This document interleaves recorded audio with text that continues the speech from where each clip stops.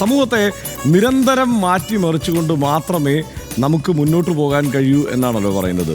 സമൂഹ വ്യവസ്ഥയിലെ പൊളിച്ചെഴുത്ത്, ഇതിനായി നടത്തിയ പോരാട്ടങ്ങൾ മനുഷ്യരാശിയിലെമ്പാടും ഇത് നമുക്ക് കാണാൻ പറ്റും.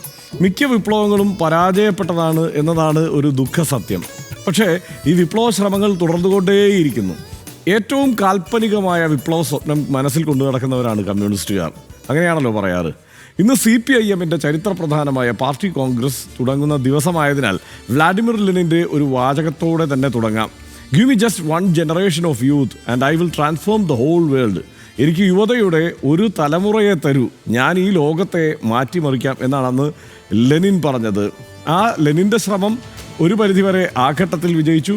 പിന്നീട് ആ രാഷ്ട്രം തന്നെ പരാജയപ്പെടുന്നത് നാം കണ്ടു. ഒരു കമ്മ്യൂണിസ്റ്റ് രാഷ്ട്രം എന്ന നിലയ്ക്ക് സോവിയറ്റ് യൂണിയൻ തകർന്നടിയുന്നത് നാം കണ്ടു. അതിനുശേഷവും ആ സ്വപ്നം മറ്റു പലതരത്തിൽ പലയിടത്തായി അതിജീവിക്കുന്നതും നമ്മൾ കണ്ടു.